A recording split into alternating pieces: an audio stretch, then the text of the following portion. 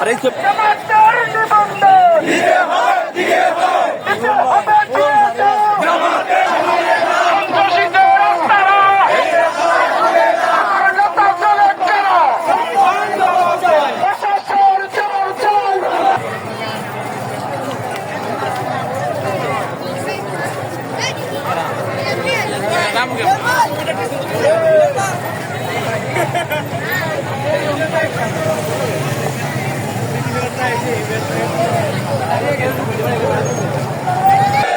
হাস্যাস্পদ কথা, ওনার বিরুদ্ধে মামলা দেওয়া হয়েছে, উনি মানুষ হত্যা করেছেন।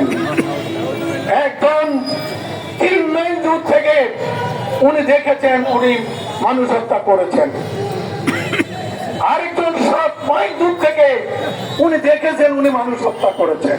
বর্তমান সরকারকে বলে দিতে চাই, সিপাহী জনতা ওই দেশের শেখ হাসিনার শাসন পতন করে আপনাদেরকে ক্ষমতায় বসানো হয়েছে ন্যায়-ইনসাফ কায়েম করার জন্য।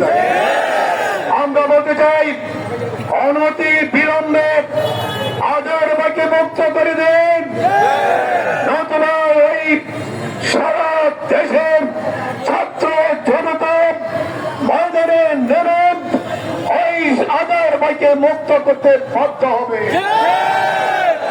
তার সাথে সাথে বলতে চাই, ওই হাসিনার দোষর যারা প্রশাসনে এখনো গাপ্তি মেরে রয়েছে তাদেরকে গ্রেপ্তার করুন, তাদের বিচার নিশ্চিত করুন।